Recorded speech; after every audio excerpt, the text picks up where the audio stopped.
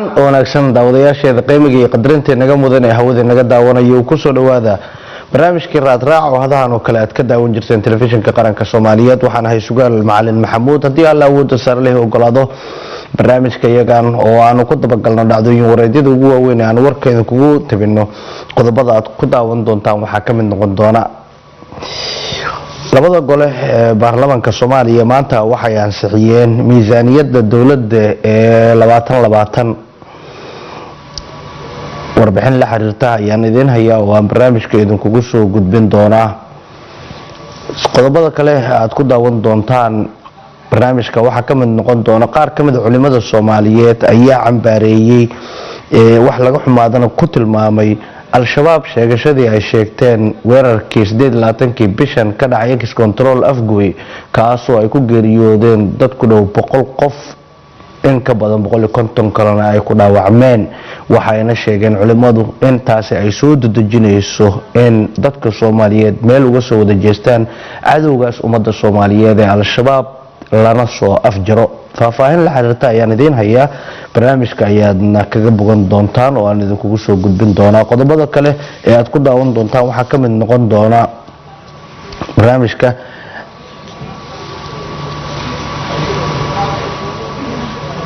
wasiirka wasaaradda ganacsiga iyo warshadaha xukuumadda federaalka ee Soomaaliya ayaa Muqdisho ka dahfuray shir looga hadlayo jaangoynta iyo tayadhowrka ganacsiga Soomaaliyeed faahfaahin la xiriirta ayaan idin hayaa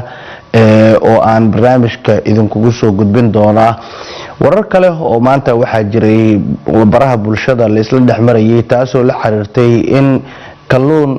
loo maleynayo inuu sumaysan yahay xeebta magaalada Muqdisho uu ku soo caariyay wasaaradda kalluumaysiga iyo kheyraadka badda ayaa ka jawaabay arintaas waxayna sheegtay in baaritaan la xiriira kalluunkaasi baddu ay soo caariday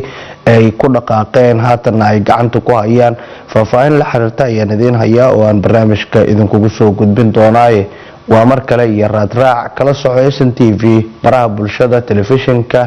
iyo barta aan ku leenahay internetka ee ah sntvnews.com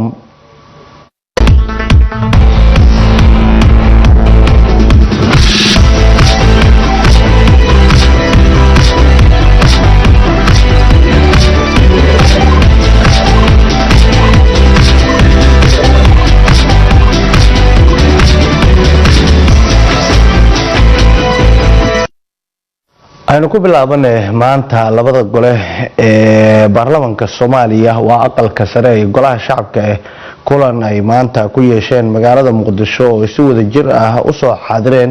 waxa ay ku meel mariyeen miisaaniyadda 2020 taasoo ay soo diyaarisay wasaaradda maaliyadda xukuumadda federaalka ee Soomaaliya miisaaniyadda sanadeedka 2020 wasaaradda maaliyadda ayaa soo diyaariyay waxaana ka soo shaqeeyay labada guddi ee baarlamaanka Soomaaliya wasiirka wasaaradda maaliyadda Cabdiraxmaan Ducaale Bayle ayaa golaha hortiisa uga mahadceliyay tiimkii labada gole ee labada guddi ee ka soo shaqeeyay miisaaniyaddaas wuxuuna u mahadceliyay guud ahaan baarlamaanka Soomaaliya ansixintii iyo meelmarintii ay meel mariyeen miisaaniyadda 2020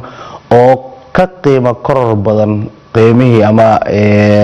miisaaniyaddii sanadkii 2019 waxaana hadaladiisa ka mid ahaa wasiirka maaliyadda bismillaahi rahmaani rahiim gudoomiyayaasha labada gole gudoomiyayaasha guddiyada ka soo shaqeeyay guddiyada maaliyadda xubnaha labada gole ee sharafta leh habdhowrayaasha iyo shaqaalaha kale baada saxaafadda dadka Soomaaliyeed assalaamu calaykum waraxmatullaahi wabarakaatuh runtii aniga maanta sharaf weyn bay tahay in laygu sharfo in unanimous iyadoo aan cid badan ka hadhin la ansixiyo muxuu hayna budgetka miisaaniyadda now waxaan halkan ka sheegaya waxa weeye guddiyada labada ee shaqada soo qabtay horta miisaaniyadda waxa ugu adag ka wada shaqeynay bay tahay wax badan baan ka shaqeynay runtana waxay tahay waxa weeye waa isla xisaabta way miisaaniyaddu tahay kii hore maxaad ku qabatay halkan maxaa galay wax xisaab adag weeyaan maalmaha u horeeya isku timaadaan waxaad soo waxba ka soo geli maayaan waa dagaal dhaba weeyaan oo la isku tayga la isku furanayo runtii maalinta labaadna way soo dhawaan halka ay halkaas la kala taagan yahay hadhow wuxuu baa la isku imanaa waxaan isku nimi habkaasana iyo habka loo baahan yahay runtii waa ka weeyaan aniga waan taaganahay si fiican baan isku soo garanay shaqo wanaagsan bay soo qabteen anigu waxaan ammaanayaa gudiyada labada gudi sida ay xataa isku falgaleen runtii ay isku caawinayeen ay wax noo tusayeen wax noogu tilmaamayeen aad iyo aad baan ugu faraxsanahay gudoomiye rag iyo dumarba dadkan sharafta leh muxuu ahaa kan jooga waan hambalyeynaya shaqada ay soo qabteen waa shaqadeedii aniga weeye inaan markaa wixii aad idinku soo goyseen aniguna siday tahay aniga iyo dhallinyarta ila shaqaysa dadka ila shaqeeya wasaaradda inaan aniguna siday tahay uu hirgelino ayaa noogu waajiba qodobada halkaa la soo qorayna waan hirgelinayna haddii ilaahay idhaahdo waxaa ku qoran hadday dhibaata timaado dee waa diyaar ma yihiin inaan dib u soo noqono laakiin maanta aniga farxad weyn bay tahay sanad wanaagsan asalaamu calaykum waraxmat shir maanta ay ka qayb galeen qaar ka mid ah xildhibaanada baarlamaanka federaalk ee Soomaaliya ganacsatada iyo sidoo kale qaybaha bulshada ayuu wasiirka ganacsiga iyo warshadaha xukuumadda federaalk ee Soomaaliya waxa uu ku daafuray jaangoynta iyo tayadhowrka Soomaaliya shirkaas iyo muddada uu socon doono iyo ahmiyadda uu leeyahay jaangooyntani waxaa faahfaahinaya wasiirka ganacsiga iyo warshadaha injineer Cabdullaahi Cali Xasan oo shirkaasi furayayna waxaa hadaladiisa ka mid ahaa runtii waxaan rabnaa halkan munaasabada anigu ka faa'iideysanaya inaan mahad ballaaran aan u celiyo golaha shacabka iyo xubnaha guddiga doorka muhiimka ah runtii ay sharcigan isugu howleen runtii shaqo badan ayay ka soo qabteen muddadii ay golaha shacabku oo arrintaas maadaama ay yihiin guddi hoosaadka u xil saaran xagga ganacsiga iyo warshadaha iyo dhaqaalaha iyo arrimaha la xiriira intaba waxaa marka laga maarmaan noqotay in sharcigan lagu soo celiyo ganacsatada Soomaaliyeed oo ay ku darsadaan wax ka bedelaan wax ka dhimaan sababtoo wuxuu taabanayaa runtii nolosha dadka Soomaaliyeed ayuu taabanayaa waa sharci la doonayo ganacsataduna waa kuwa uu ku tiirsan yahay dhaqaalaha dalkeena waa kuwa uu ku tiirsan yahay nolosha dadka waa kuwii dalkan u soo dhabar adeegay waa kuwii alxamdulillah maanta meeshaan joogno na soo gaarsiiyay marka laga maarmaan ay u tahay inay ku darsadaan fikirkooda inay wixii dheeraad ahna ka reebaan wixii isleeyihiin waa lagu kordhin karaan ay ku soo kordhiyaan waxaan isleeyahay baahida loo qabo sharcigan qof walba oo ganacsataa oo halkan joogo hadda iyo qof walba oo Soomaaliya intaba uu taabtay waa ganacsi maahan waa gurigaaga ka bilaabmaa waa qof walba inuu sharcigan laga maarmaan yahay waa wixii alxamdulillah qofka bini aadamka wax walba oo noloshiisa uga baahan yahay uu isticmaalo hadda adduunyada kale way leedahay annagana waxa naga reebay waxa weeye waa duruufo jiray ogeed laakiin waxaan rajaynaynaa maanta inaan qabsan karno sharcigaas inaan dhisi karno hay-addii ilaalin lahayd sharciga intaba haddii aan labadaa isku helno waxaa weeye waxaan daboonaynaa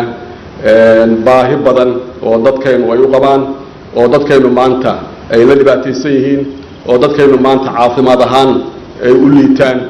oo alxamdulilaahi ay waddankaynu uusan samayn karin horumar dhaqaale oo ganacsigii hadday noqon lahayd maalmahan waxaan ka hadlaynay dhoof waxaan ka hadlaynay in suuqle loo raadiyo ganacsigii Soomaaliya laakiin waxa ka hor imaanayo oo hortaagan oo ugu weyn waxaa weeye tayadhowr ma leedahay waxaa weeye standards ma leedahay certificate ma leedahay badeecadaadu ma tahay caalamka standardska laga yaqaano ama tayadhowr ma soo martaa runtii waa waxa ugu weyn waa wax marka u baahan juhdi badan u baahan nama kaafinayso sharcigan inaan ansixino keliya waxaan runtii rabnaa in hirgelintiisana aad looga qayb qaato ganacsatadu inay u dareento inay sharcigan laga maarmaan noloshooda u yahay inuu laga maarmaan carruurtooda u yahay inuu gurigooda u yahay waxaa weeye maxaa la jiray waa adigu isugu yeel waa naftaada inuu naftaada meel kale yaanan ka hadlin maanta yaanan ka hadlin badeeco la dhoofiyo iyo maxaa laakiin waxaa weeye waa noloshaada waa biyaha aad cabayso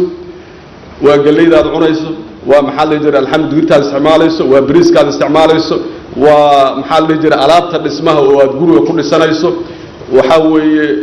waa meel walba oo sector walba oo nolosha ka mid ah bini aadamka marka waxaan rabnaa qaybahaas wasaaradda ganacsiga iyo warshaduhu sharcigan iyadu alxamdulilah waa hay-addii runtii uun laga soo gelayay iyo guddiga ganacsiga iyo dhaqaalaha iyo warshadaha waa hay-adii toos inay sharciga gacanta u qabtaan laakiin hay-ado badan ayuu quseeyaa ma aha keliya annaga waxaa weeye wasaarad walbaad soo gelaysa hay-ad walbaad soo gelaysa runtii waxaan rajaynaynaa biidni illaahi alkariim haddii wax badan ma rabo inaan halkaan sharcigana waa noo yaallaa oo waa la aqri doonaa guddoomiyahana iga dambayn doona marka ma rabo hadal fara badan iyo inaan halkan ka soo jeedino keliya waxaan rabnaa inaan sharcigaanu inaan dedejino inay nolosheenna iyo bidqabka iyo caafimaadkeenna iyo alxamdulilaahi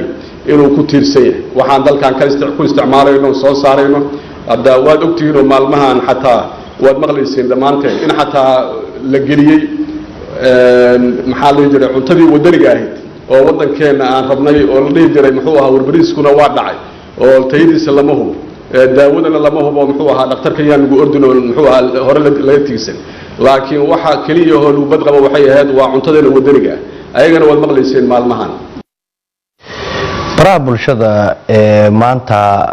waxaa la isla dhex marayay kalluun asagoo baddu ay soo caariday oo lagu arkay xeebaha magaalada muqdisho kaasoo la malaynayo in uu soo sumoobay ama la sumeeyey wasaaradda kalluumeysiga iyo kheyraadka badda mas-uuliyiinteeda oo kulan gaar ah oo arintaasi ay ku falanqeynayaan isugu yimid ayaa waxa ay ku faahfaahiyeen in kalluunkaas oo ay qeybo kamid a arkeen in baaritaan la gelin doono si wax looga ogaado malaha la xiriira in la sumeeyey waxaana ay sheegeen wasaaraddu ama soo saareen war-saxaafadeed arintaas ay ku faahfaahinayaan agaasimaha guud ee wasaaradda kalluumeysiga iyo kheyraadka badda maxamuud sheekh cabdulaahi ayaa warbaahinta dowladda u faahfaahiyey kulankii ay isugu yimaadeen iyo waxyaabihii ka soo baxay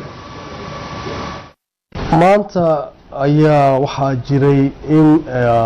qaybo ka mid ah xeebta xalaane uu kalluunka loo yaqaano nooca aydiga ah ee yaryar uu ku soo caariyey badda kalluunka isaga ah dabcan waa nooca ay soomaalidu inta badan u isticmaasho inay kalluunka kale ku jilaabtaan sidiisana waxa weeyaan kalluun fara badan oo israaca oo sida qaar ka mid a agaasimayaasha waaxuhu ay sheegeen isagoo raxan u socda guura waxaa aada u cuna oo daaqa kalluunka kale ee waaweyn ama yaxaaska iyo yumbiga iyo kalluunkaas kale ayaa ku nool oo aada u cuna kalluun marka xaddigiisu ilaa xad yahay ayaa soo galay oo xeebta ku soo caariyey xalane waan tagnay halkaas si aan ogaano sababaha kala duwan arintaa keentay sidoo kale waxaan kusoo samaynay sahan la xiriira in meesha uu kusoo caariyey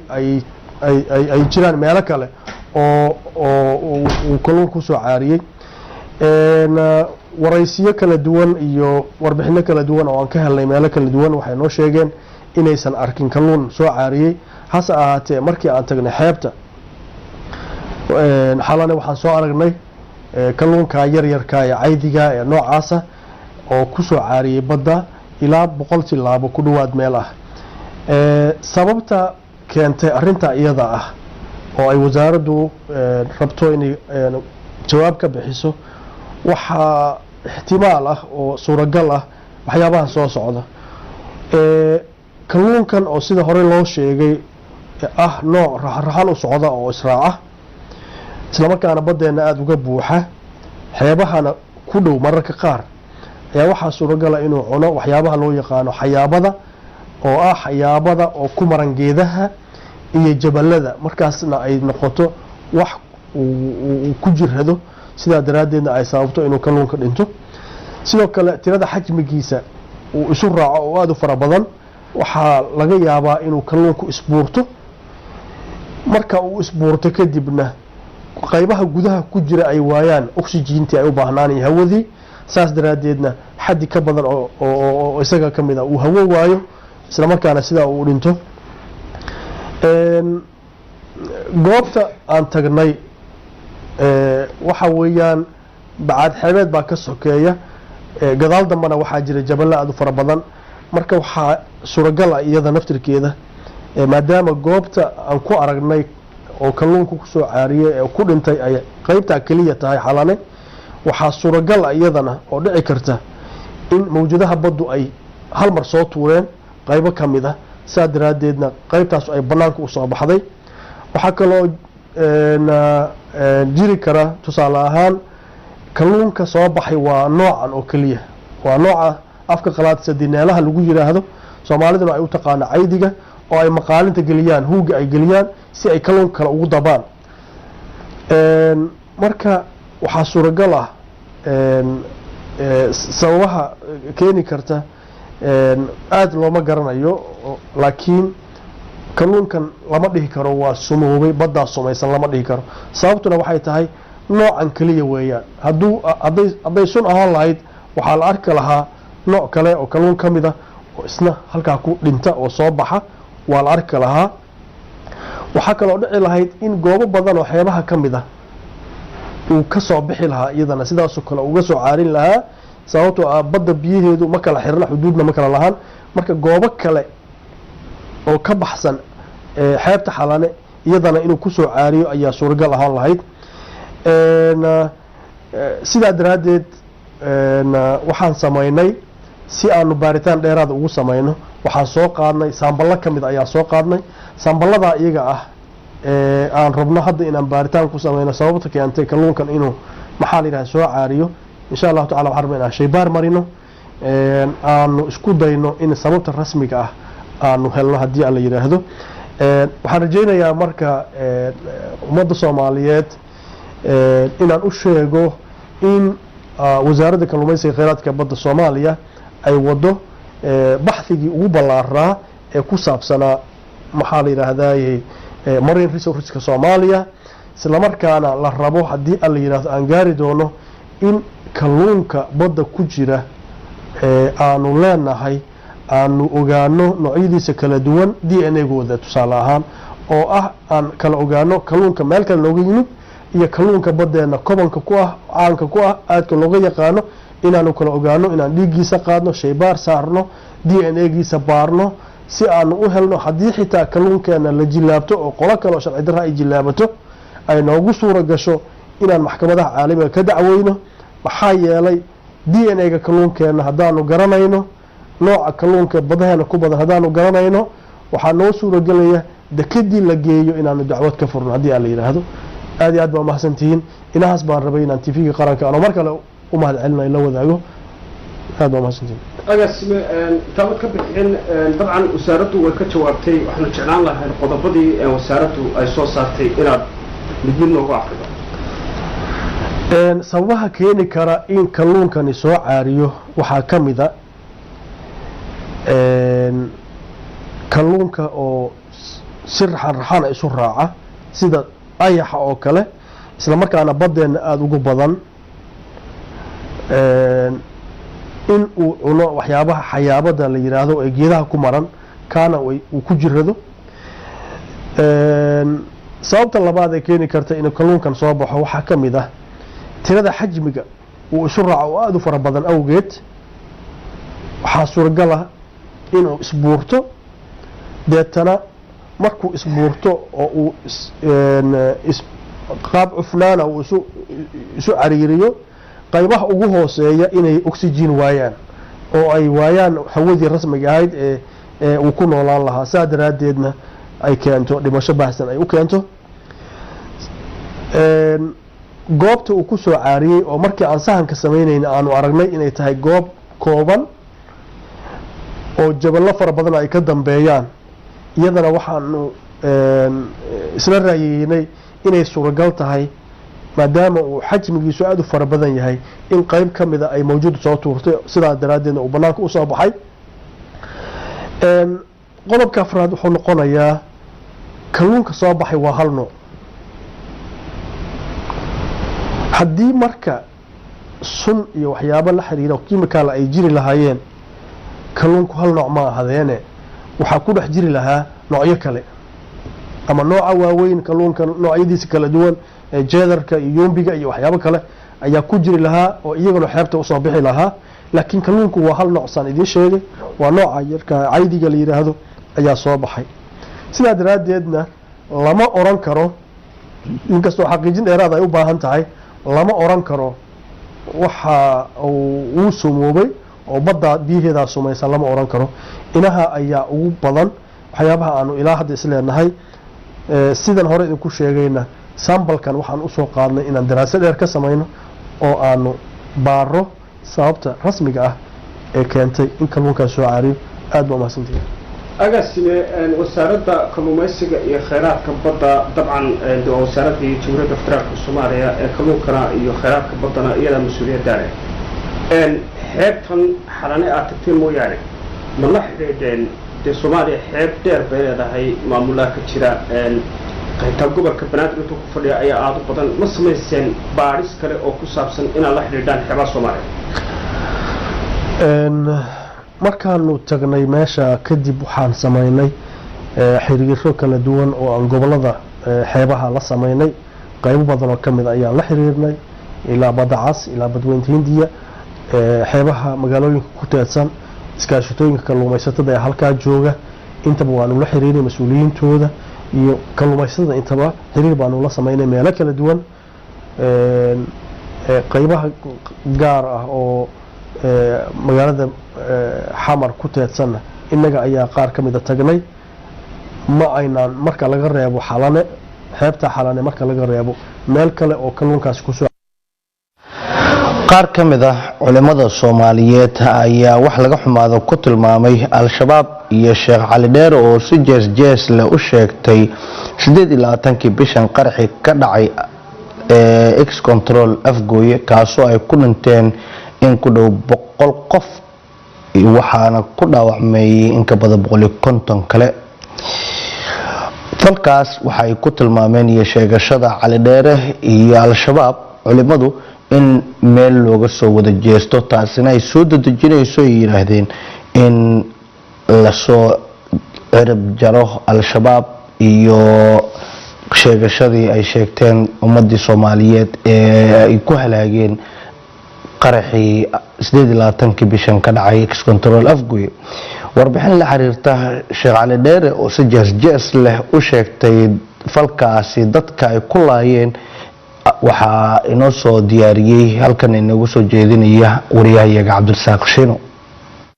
xasuuqa ku dhawaad 100 qof iyo dhaawaca in ka badan 150 muwaadiniin Soomaaliyeed ayay dhiigooda aroor hore u daadiyeen si xaq iyo diintoona ahayn maleeshiyada arxanka daran ee al-shabaab